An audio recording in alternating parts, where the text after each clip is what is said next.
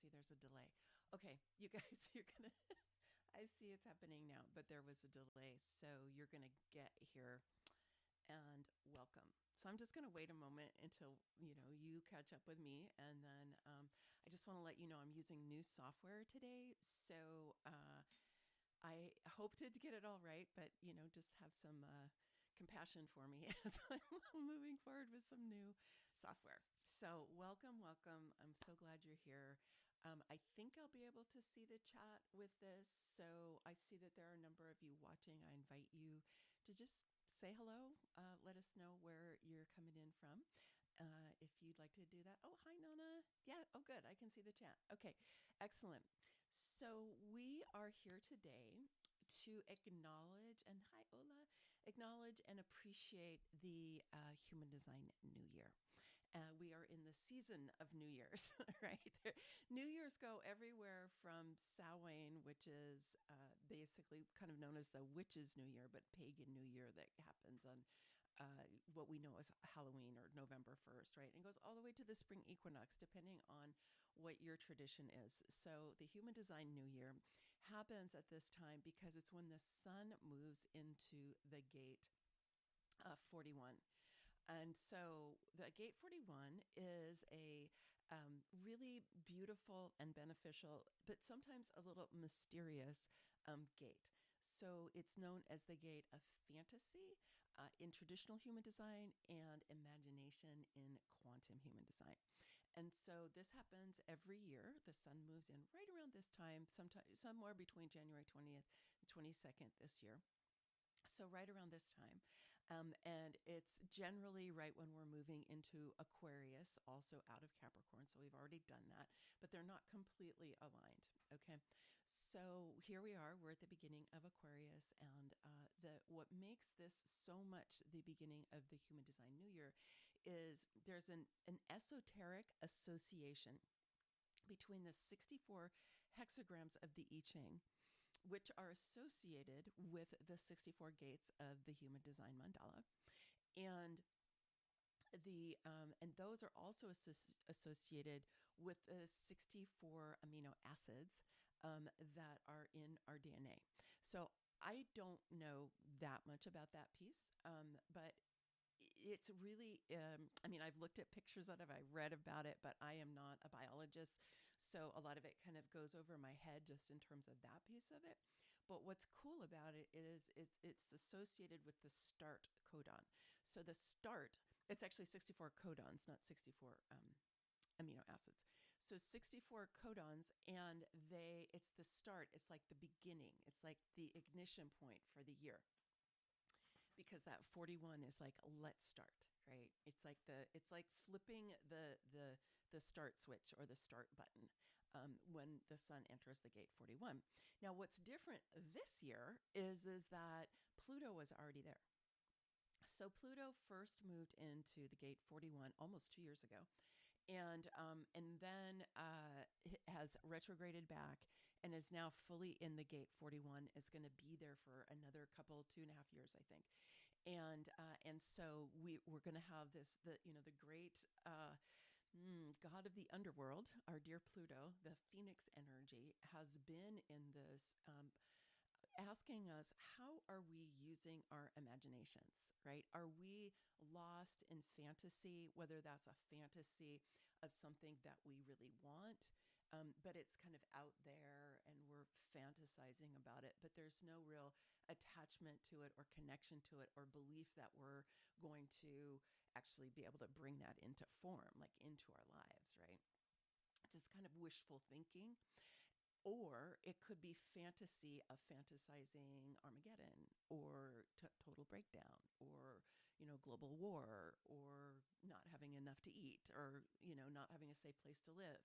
So we can use our imagination in lots of different ways, right? And so that can be fantasy, right? And fantasy tends to be kind of not so beneficial, a little unhinged even on occasion. Imagination, which is what it's been renamed in quantum human design, it acknowledges that our ability to use our imagination is one of our fundamental human faculties, that we are fundamentally creative beings and that we are always creating. And it's an invitation to us to actively co-create, actively say, okay, I am a creator. I am an expression of source energy. Whatever the great creator that created all does, I can do in my own special way, right? I'm the leading edge of this creative force in this human form. And I can lean into that and I can use my imagination to create more of what I want in my life and less of what I don't want, right? So many of us have been taught not to trust our imaginations and not to think that they are something we should spend a lot of time with. You know how people will say to you, "Oh, you're just imagining that," or "You just made that up." Let me know in the chat. Does you know that thing I'm talking about where people kind of dismiss something because you're visioning or you're imagining something. And they're like, "Oh, that's just whatever," right? Have you had that happen to you? I certainly have. And I think that's really unfortunate because, after all, everything is created as energy first before it comes into physical form. I'm sure this is something you've heard multiple times before, right? Is we create with energy and then it manifests into physical form. This is something we, in spiritual traditions, we've known for millennia, really. But quantum physics is now showing the people who are a little more Western science oriented how this works, that we take what are waves of potential and we drop them into form, right? They become points rather than waves. Particles is usually the word that we use, right? And particles are how things first come into form. Well, what are we doing when we're creating things as energy first? We're using our imaginations.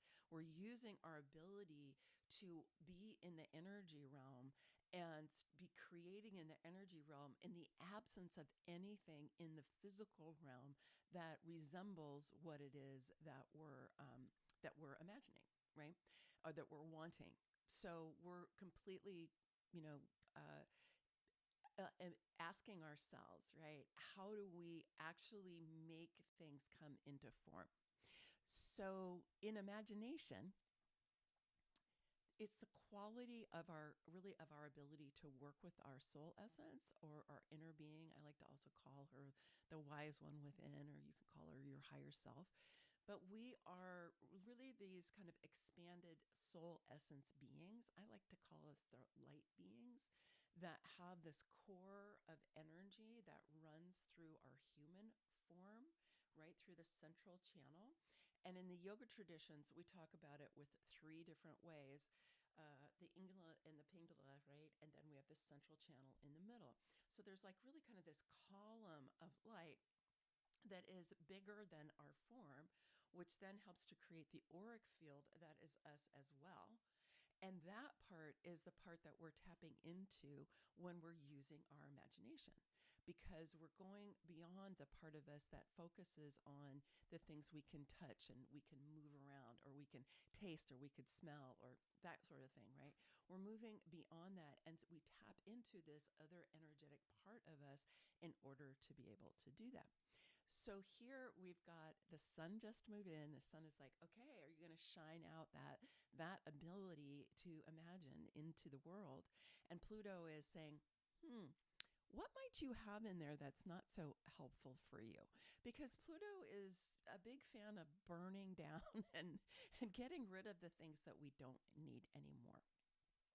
So I'm going to go back to that in a second, but I also want to note that Venus and Mercury are also in the gate 41 right now.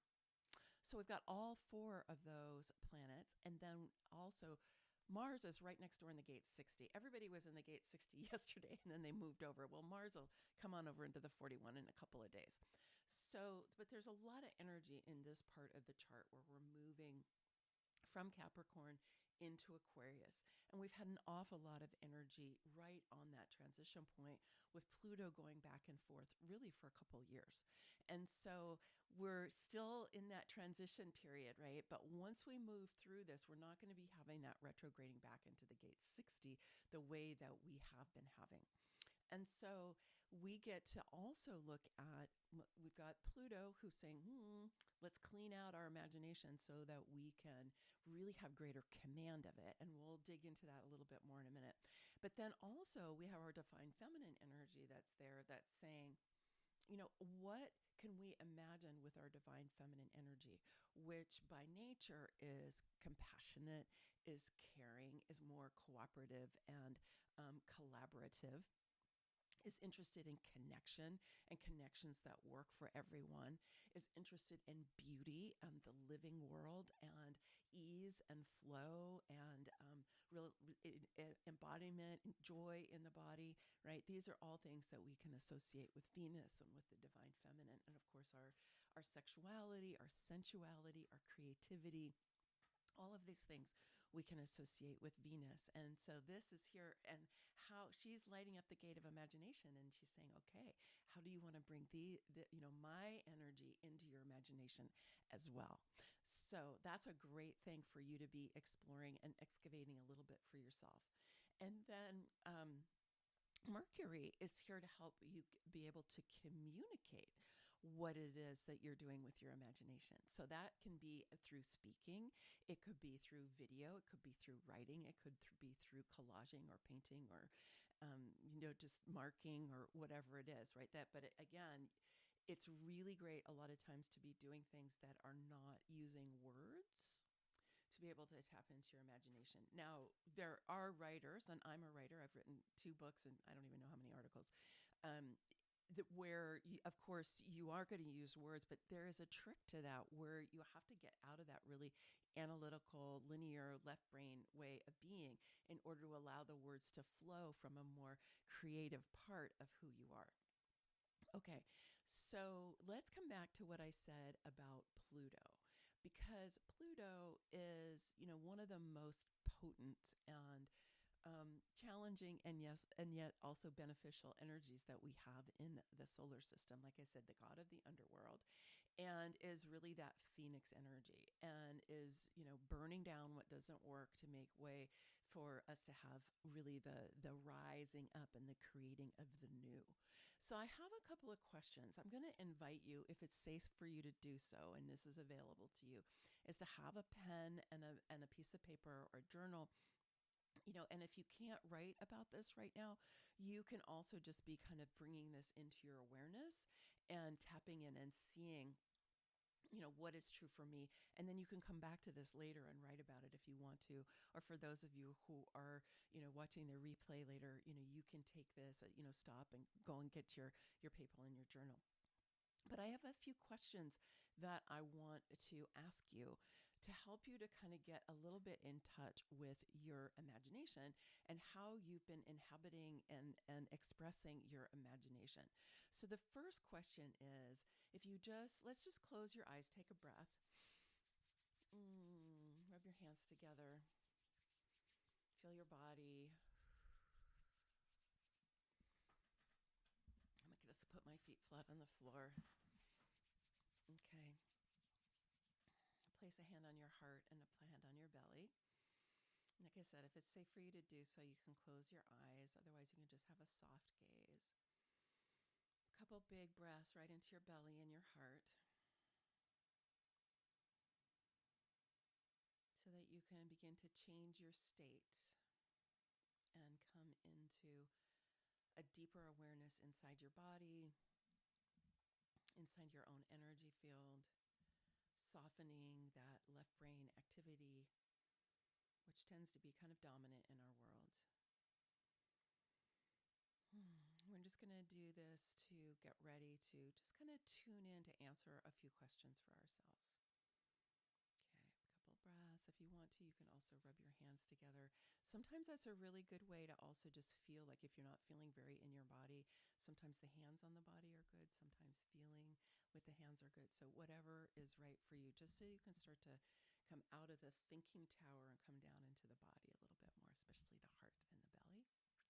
And so the first question I want to throw out to you, and try not to think about this too much, see what kind of arises from association with this, is how did you use your imagination in 2025? How did did you use your imagination in 2025?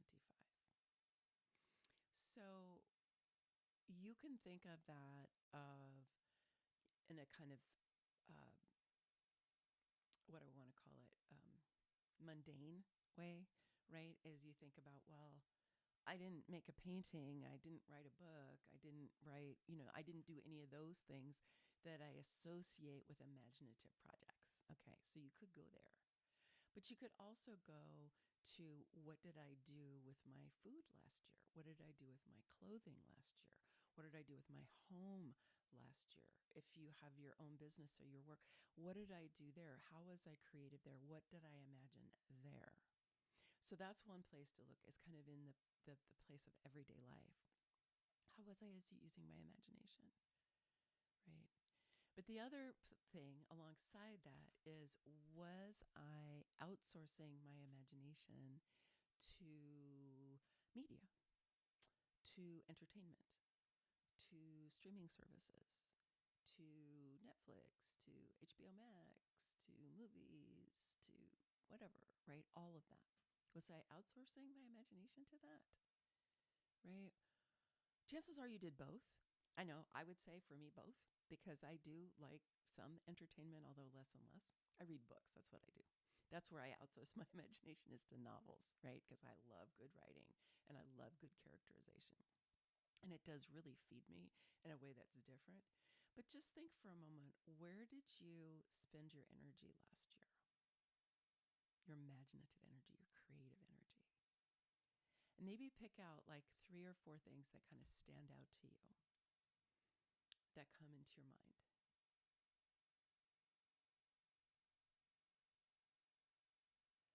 And I'd love it if you wanted to share anything in the chat about that for you. How did you use your imagination last year?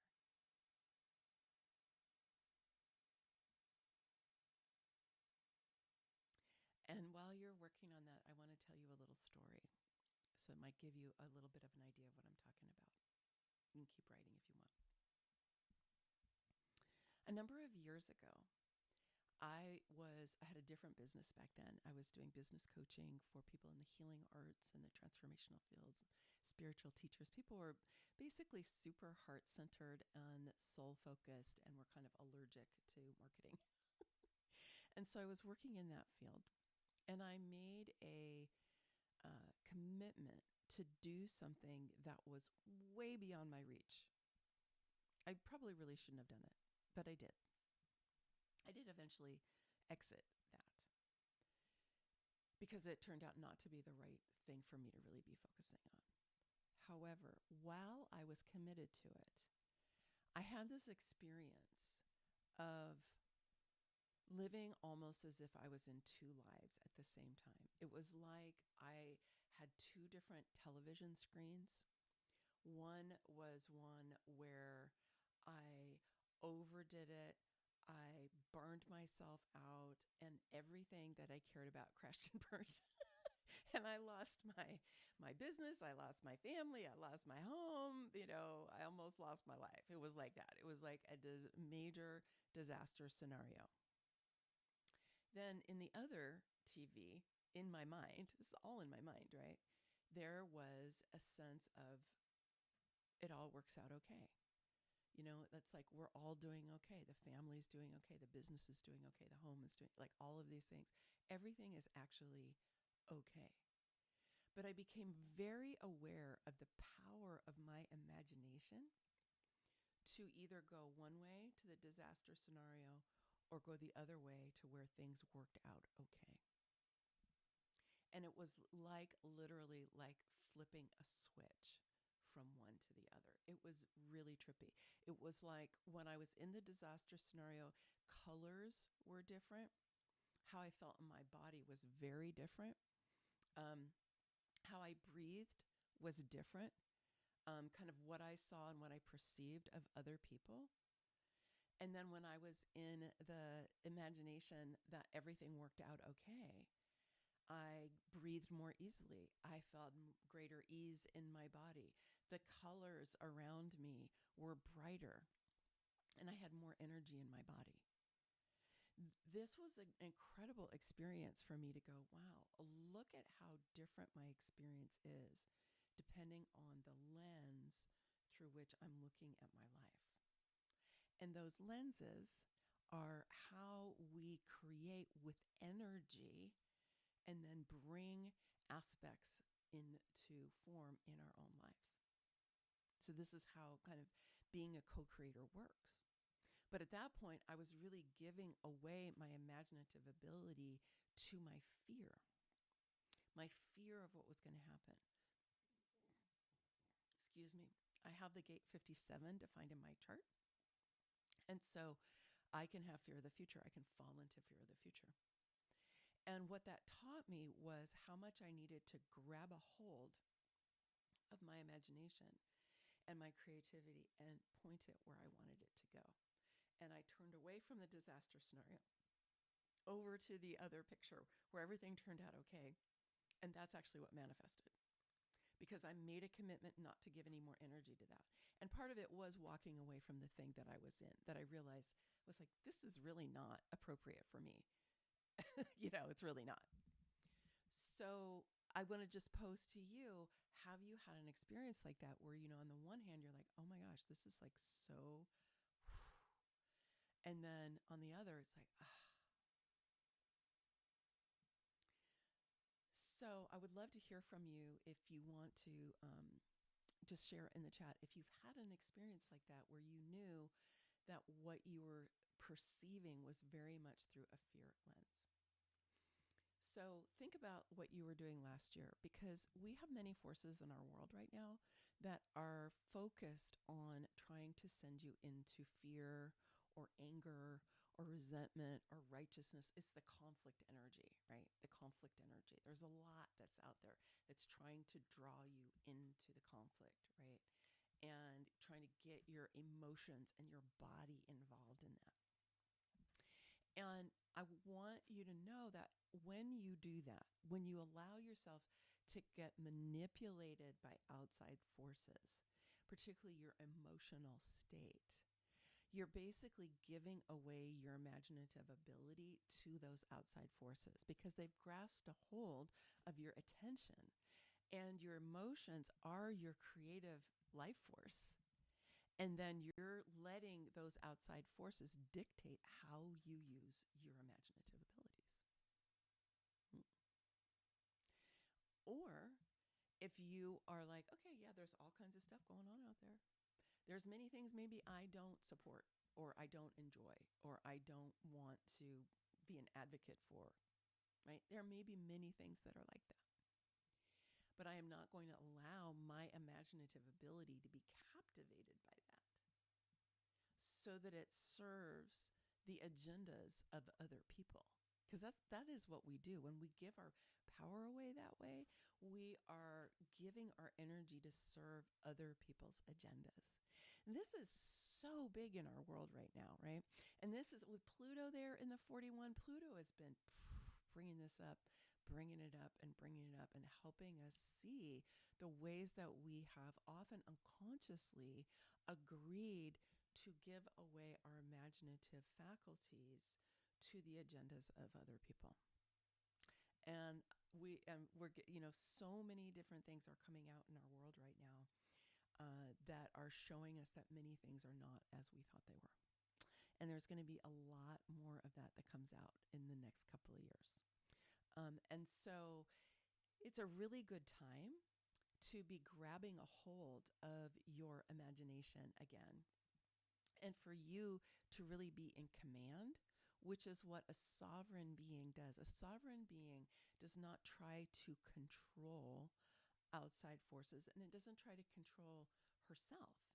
She's in command so that she is in a dynamic, co-creative, interconnected relationship with all the different parts of herself, and they together command energy, command what wants to be created. And because when we fall into control, and unfortunately I wasn't able to figure out how to share my screen with you today. I'm sorry about that. because I do have some really great stuff I want to share, but I will tell you about how you can get a hold of that as well. Is that we have been living inside of something you probably have heard this name or seen it, the trauma triangle, sometimes called the drama triangle, sometimes called the trauma triangle, which is victim, perpetrator, rescuer.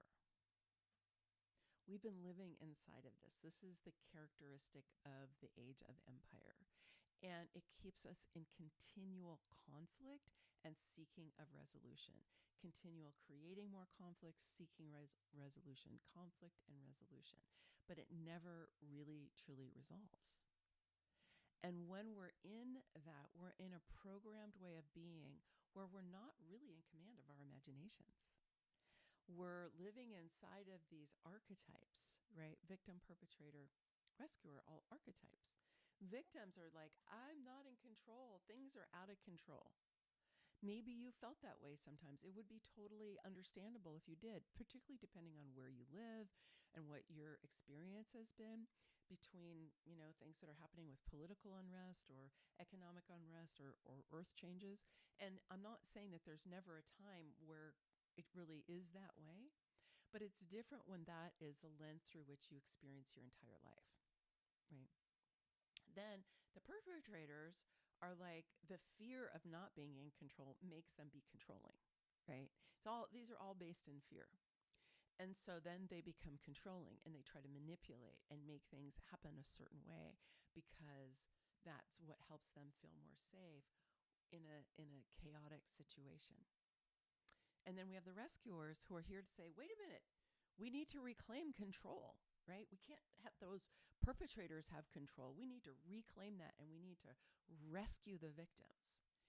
And I played that out for a long time, I think, not really realizing that I was doing that.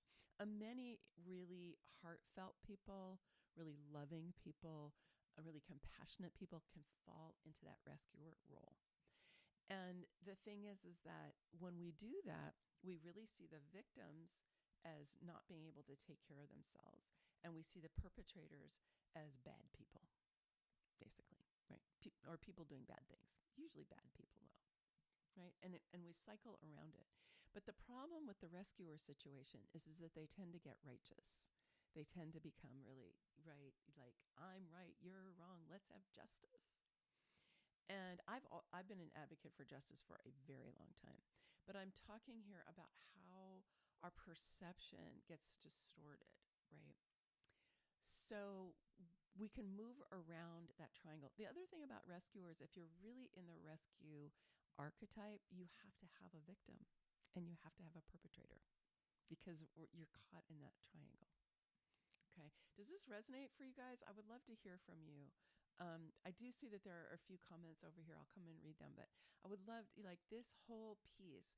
I feel like this is such a big thing that we're evolving out of right now is that whole conflict energy, the whole hierarchy of that, the whole coercion of that is very much what runs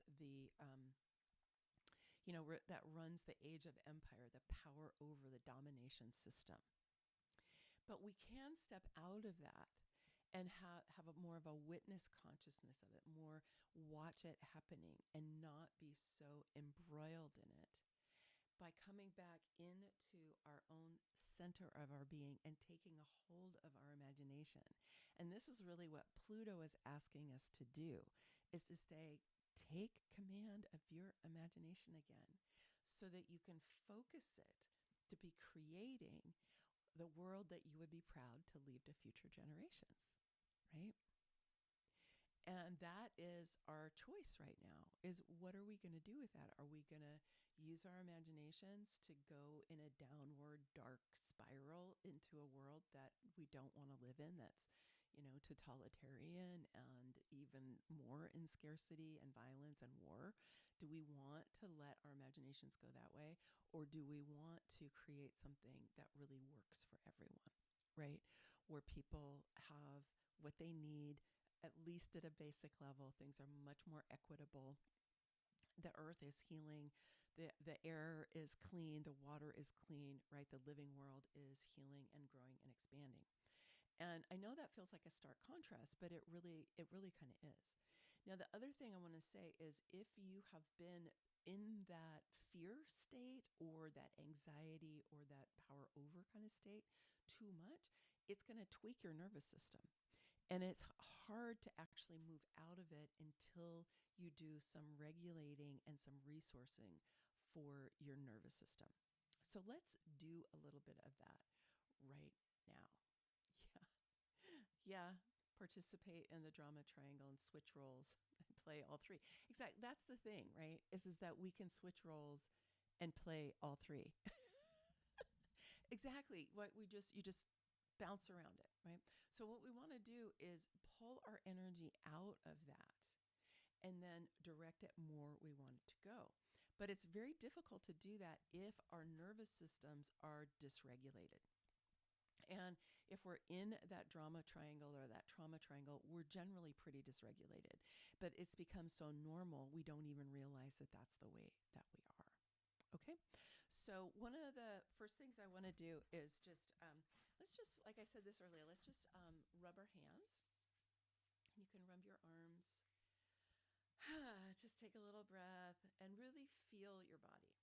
So part of what we want to do is come more and more into the body in order to be able to take command of our imaginations again.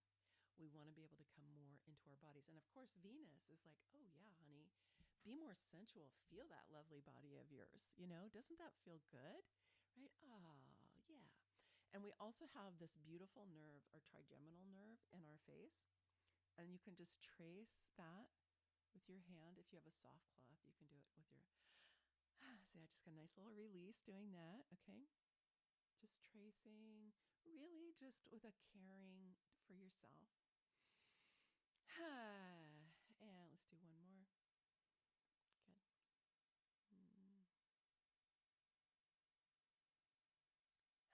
And then go ahead, place a hand on your heart and on your belly. And just see if you feel any different than you did a little while ago.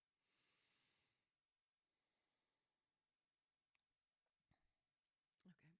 We're going to do one other thing, a couple other things here. So go ahead and take your hands, and we're just going to do a little massage around the eye socket. Our eyes get really stressed, and we use them a lot. And they hold a lot of tension, and they can kind of hold us in place. Just nice and gentle. When you're working with nerves, you really you don't want a lot of pressure. Okay, this is not like fascia work. This is working with your nerves. Good. Okay. And again, just tune in for a moment. Notice how that felt in your body.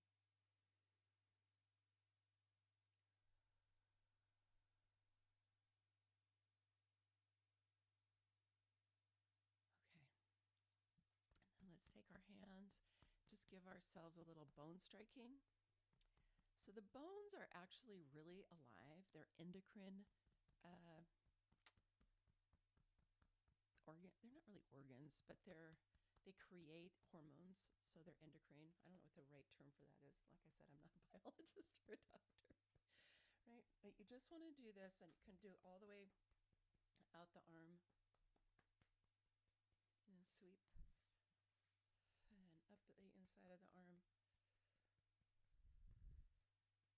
So it's going the ways of your meridians. Other side.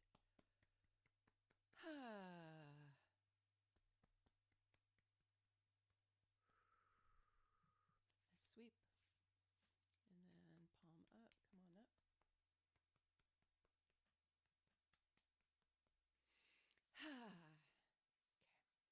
Okay. And rib cage. Back of the body. Hips. Sacrum. It's just really feeling your body, releasing tension, releasing the bracing from the trauma triangle. just letting it go. Yeah, I can just totally feel that releasing in my body. I've been doing this kind of neurosomatic work for a while, though, so I'm pretty attuned to it. And the last thing is, let's lift our heels and drop them. Just lift your heels and drop. And drop. And drop. Good. Okay. And then again, hands on your heart and on your belly, and just notice your breathing and how you feel in your body right now.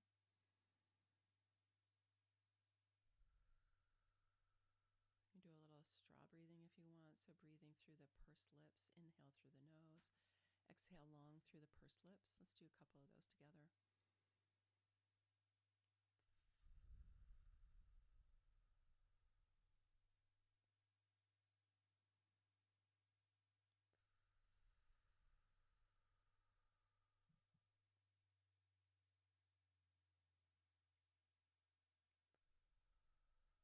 And just tuning in. How does your energy feel? How does your emotions feel as we do this? And when we're ready, you can flutter your eyes open.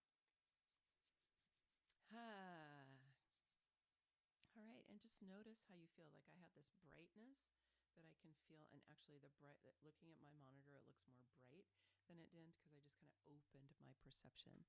So you can see how you feel, and this is one of the ways that you can begin to release that being embedded in that trauma triangle, coming into your body, becoming more regulated, more relaxed, and more resourced, and ultimately rehabbing the parts of your nervous system that have been a little too tweaked for a little too long, or deficits that you might have in different parts of your brain function, so that you can actually drop into your body so you can access your imagination.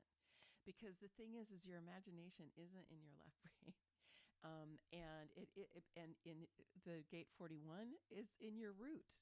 It's in your root. It's not up here at all. It's all the way at the base of your spine, right? It's in your pelvis.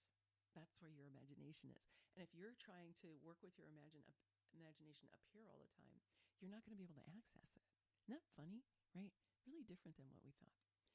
So I want to give you something else to just work on with writing for a minute, and then we're going to do a little energizing of that. And I would love to hear from you guys how this is landing for you. Okay, so just pay attention to how this is feeling in your body. So I asked you before, what did you use your imagination for in 2025?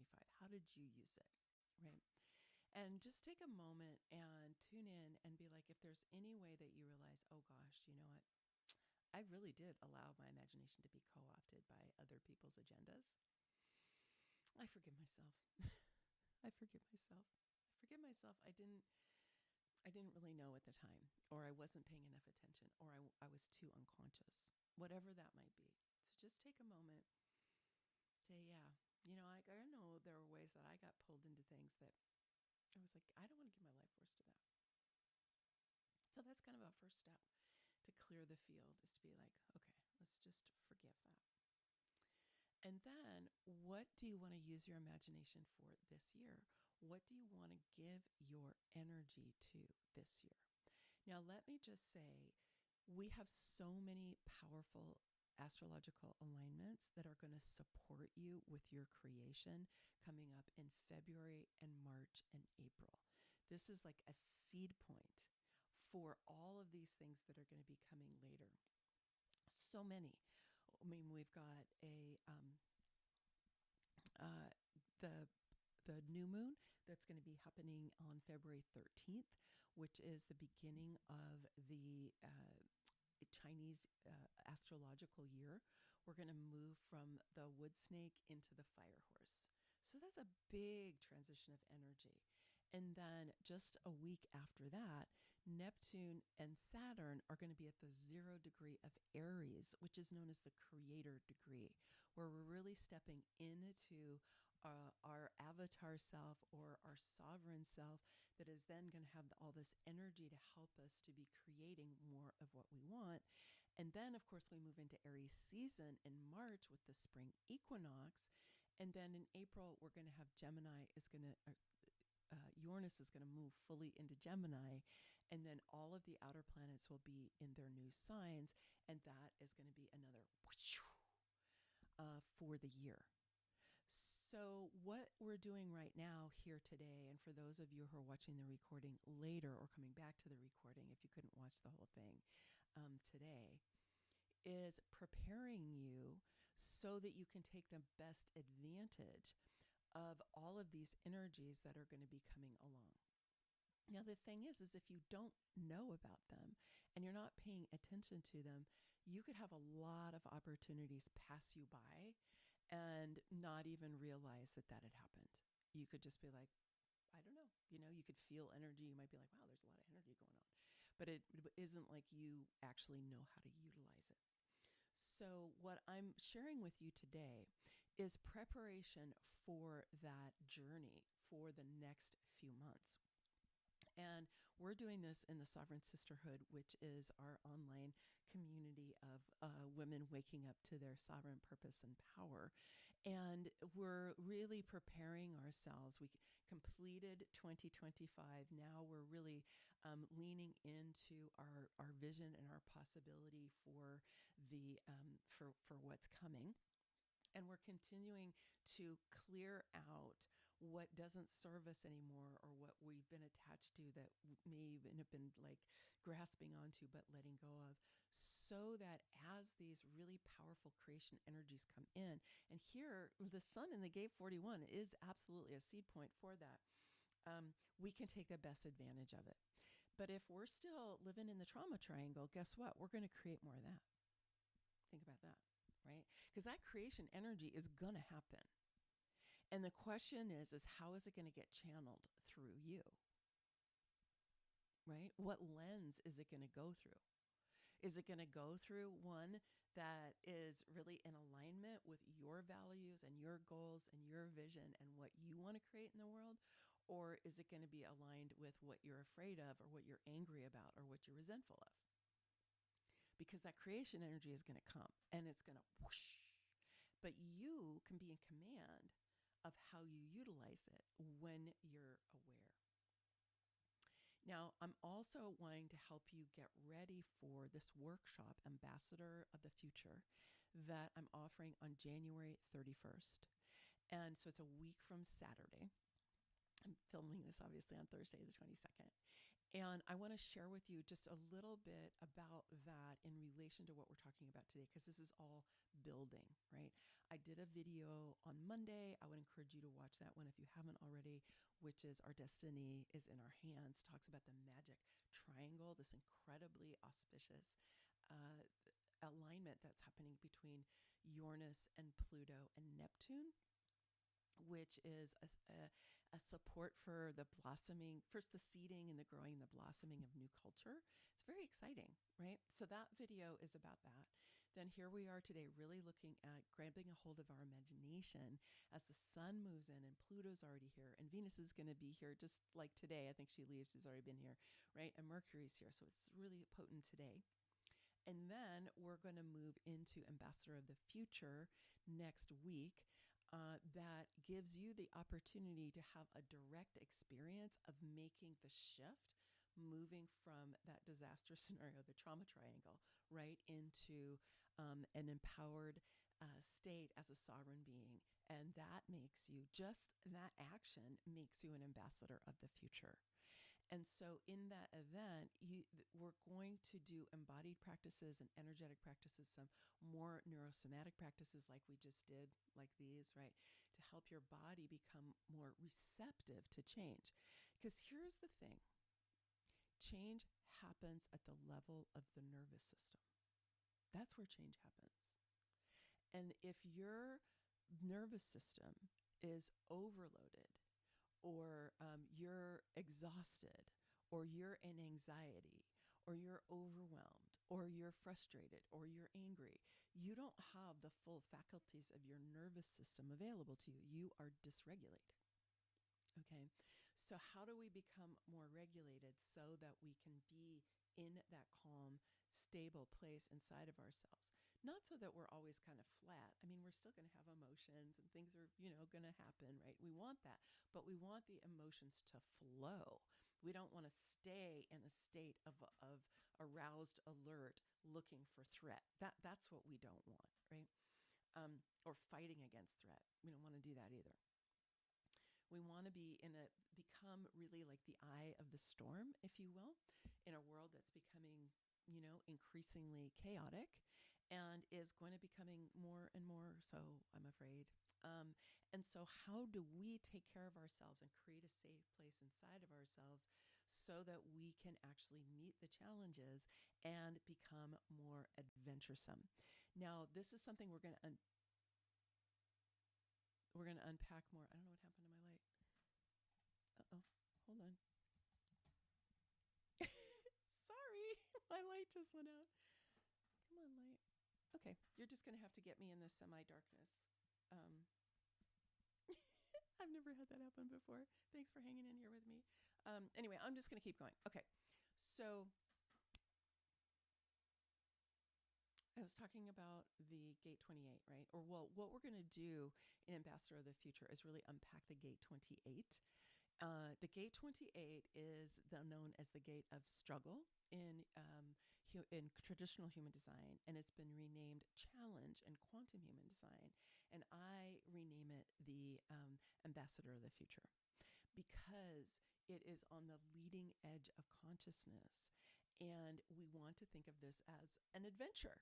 Right? It's like it's an adventurous thing when we can grab a hold of the potential of what's happening now. And so you're going to be able to have a direct experience of making a change at the level of the nervous system, which will then enable you to make a change in the rest of your energy and in your belief system so that you can step out of that trauma triangle, right, into being the eye of the storm, into being the ambassador of the future. So I think, can I put in the chat here?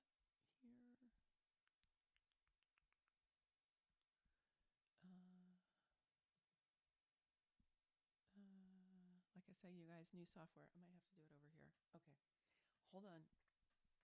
I'm going to give you the link where you can go ahead and register. It still says the wait list. The registration page will be up no later than tomorrow. But if you pop yourself here into there we go. If you sign up on the wait list, I will automatically register you for it. It is free. It's, like I said, it's on Saturday. It's from 9 to 12 Pacific time, which is 12 to 3 Eastern time. And I think that is 6 to 9 p.m. CET. So for my European friends, it's European friendly. It's a little too early for my friends in New Zealand and Australia. I'm sorry about that. So I highly encourage you to join us for that. And so that you can have a direct lived experience. Because here's the thing, you can't think yourself into nervous system healing. You can't think yourself even into belief change. Really, we I mean, how much have those affirmations really helped? I mean, sometimes they help, but a lot of times they sort of bounce off you, right? Because your nervous system is like, no, because it's too cognitive, right? Change happens at the level of the nervous system.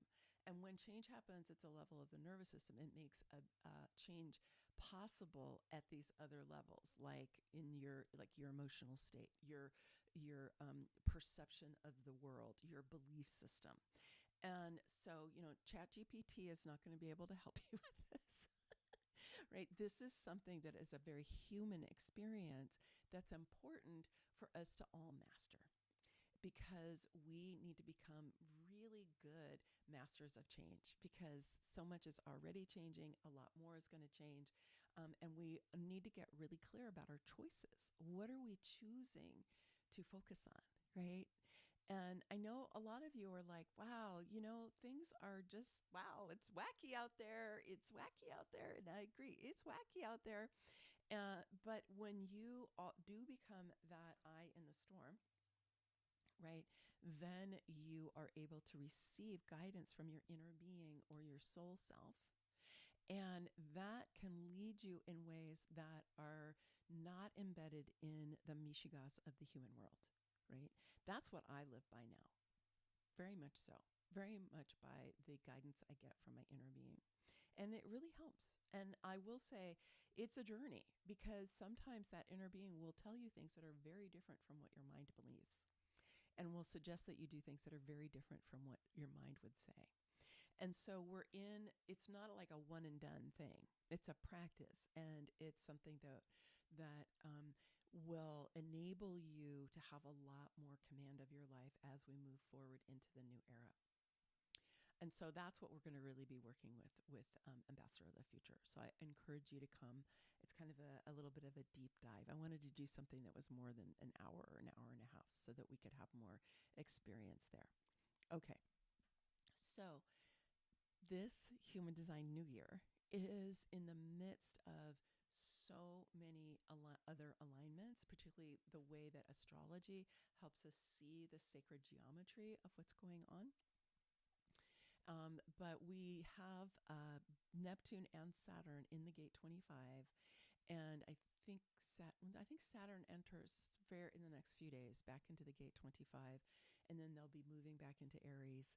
And so the gate 25 is the gate of the love of spirit, or spirit. And so even in the human design system, we see the emphasis on us connecting with our spirit aspect, and not so much with that left brain human aspect, and really calling in the downloads, the insights, the new possibilities that are going to help us to create a world we would be proud to leave to our kids and our grandkids and our future generations, if you didn't have children of your own. All right, my friends, let me just see if there was anything else I wanted to share with you.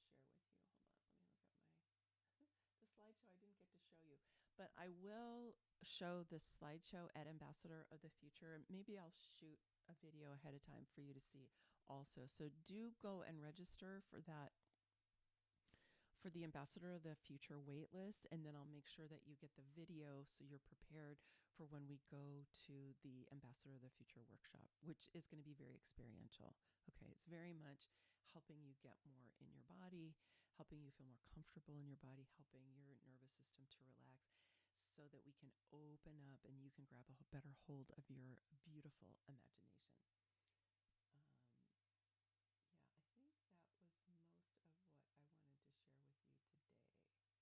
that was most of what I wanted to share with you today. So I want to read something to you, and then if you do, I would love to hear any comments from you in the chat about how this has landed for you, what you are planning on using your imagination for in 2026.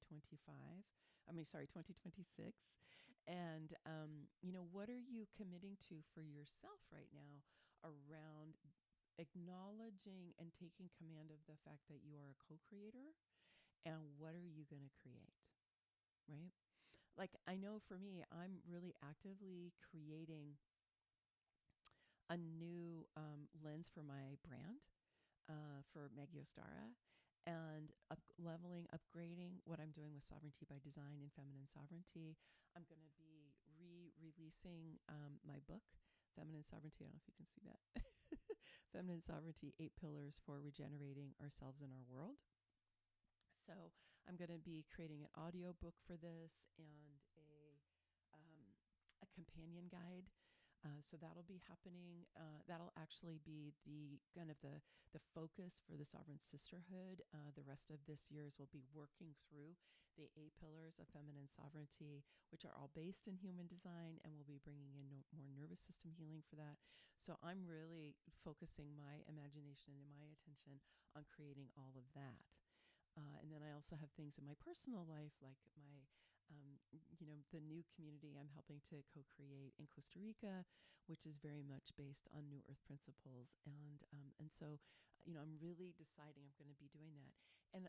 But I also want to let you know that I have plenty of fear that comes up, right? I have self-doubt that comes up. I have fear that comes up.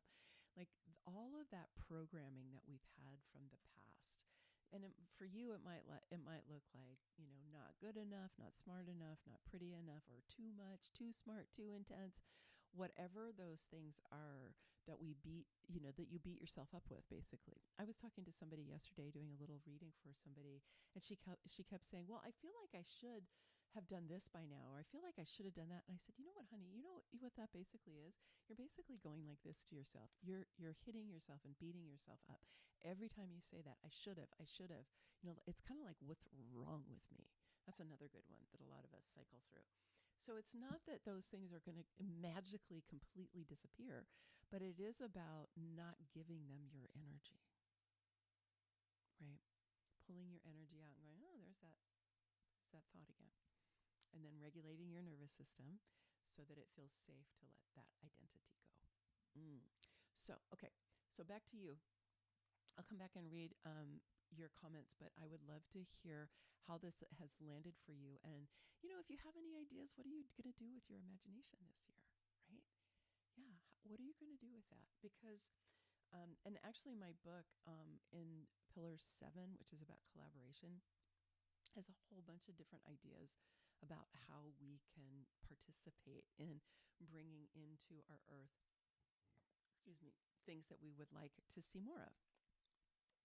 Like kids actually have a healthy lunch provided for them at school. I would be a fan of that. And that they get to spend most of their afternoons outside. I would be a fan of that, right? So what would it be for you? Okay. Okay, so we've got some Happy New Year's. Happy New Year's. Hello, happy everybody. Okay. Oh yeah. This is about you and your fantasy, right? I heard that a lot when we were talking about your imaginations being dismissed before. Happens with intuition a lot too, right? Where people are like, you're just making that up. And it's like, no, I think I intuited it. I think I actually know. Okay, and here right there, I heard about crystal singing bowls, and that brought me back to my profession as a musician, which I stopped being 20 years ago, and I imagined being a sound healer and making music again with the bowls. Aw, that's awesome. Now I want to overcome a sort of fear to let go the dog sitting business in that turbulent time. Okay, so you decided that you started doing dog sitting. Okay, right. Yeah, exactly. Well, and sometimes when we are in a transition point, we do need to have something else that's supporting us financially in order to be able to create the new, right? Because if you don't have something that's supporting you financially, whether that's savings or a job or a side hustle or whatever it might be, it's too stressful. It's too stressful to want to create a new part of your career. And so I do always recommend that you have something that's going to support you while you're creating the new for you, right? And Ola's, talking about the being participant in the drama triangle. Absolutely. And this is the thing, is we tend to just bounce around. Yeah. Okay. And Donna is saying, we gave always choice not to accept. Okay, let me just read this.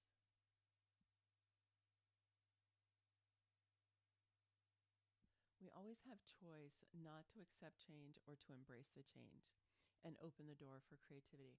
I agree. I totally agree that we always have choice. But the challenge is, if your nervous system is not on board, it can do things like make you anxious, make you feel overwhelmed, give you brain fog, give you migraines, give you fatigue, give you pain in the body. It can do all kinds of things to make you not make that change. This is a really profound thing for us to understand, because I've worked with so many people who have really wanted to change and found it virtually impossible for them to do so. And I was always confused. Why is that so difficult for so many people? I have so much individual circuitry in human design. I'm a change monster. I actually wish I could change a little less. So that's not my deal. But for a lot of people, it is. And when I learned about nervous system, how the nervous system works and how the brain works, how the body works, is that if you are not resourced enough, If you're too exhausted or too stressed out, your nervous system literally will do things to you to get you to stop. And we don't realize that that's what it is, right? Until we learn, right? Now I know, but I never knew before. And so when we can learn to partner with our nervous system, have it be an ally with us, not rather than trying to dominate it and push through, even though you have a headache or even though you have pain in your body or you're fatigued or whatever, and that's what we get taught. Push through, feel the fear and do it anyway. And your nervous system is going, right? It's really hard on your body and it's hard on your psyche. Whereas if you can regulate yourself and you can become more of a loving, partner with your nervous system, and you can help it be like, yeah, that's actually not dangerous. It's okay. And it goes, oh, okay, let's try it out, right? And so that switch makes what you were just saying, Bogdana, about that we always have choice so much easier. So much easier. I think sometimes we can find a way to make a change, but it can be very difficult, and we can also have a big recovery period for it.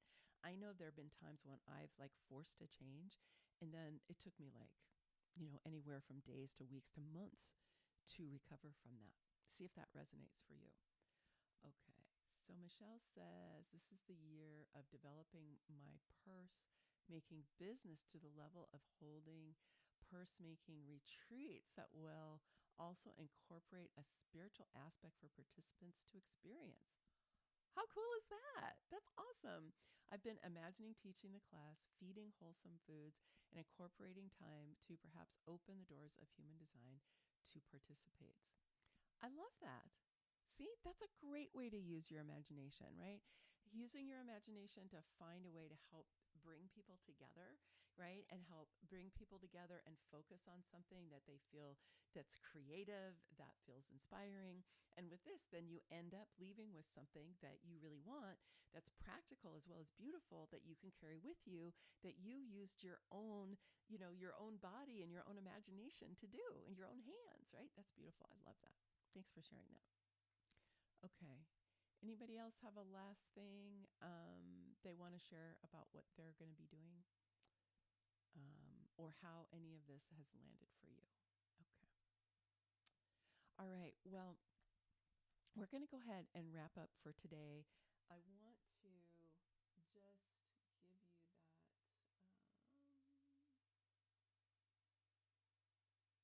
I'm on two computers. That's why I keep coming over here. Where's the other? Okay.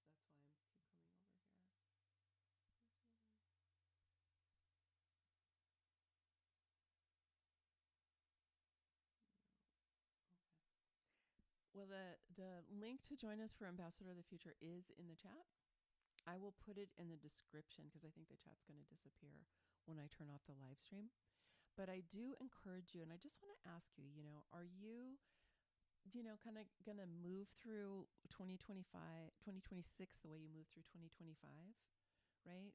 Do you want to make a change? Do you want to feel more resourced? Do you want to feel more in command of your life? Do you want to become more of the eye in the storm? Do you want to have a place where you really feel safe inside that you can create from? And do you want to feel more, really guided from within? Right? Is that something you feel like would really benefit you? Or are you going to kind of keep on doing the same thing you've been doing where you might be cycling around in that trauma triangle, right? This is our opportunity. And I think that it's going to become even more important than it has in the past because the energy is going to get more intense. Change is going to accelerate and accentuate. And we want to have that kind of a stable base inside of us from which to live. All right. Thank you for those of you who have been here. If you came in late, you can watch more, come back and watch the beginning of this. And I'm so excited to get to connect with those of you who are going to come for Ambassador of the Future. And then if you want to, you'll be able to continue with us in the Sovereign Sisterhood for the year. Not required, but it'll be an option for you.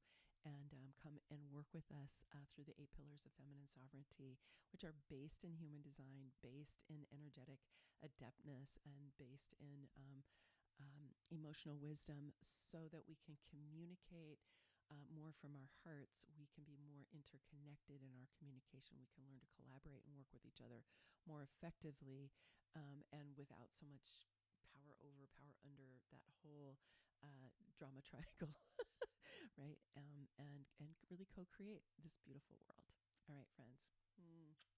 Thanks for being here. Many blessings. Much love. Bye for now.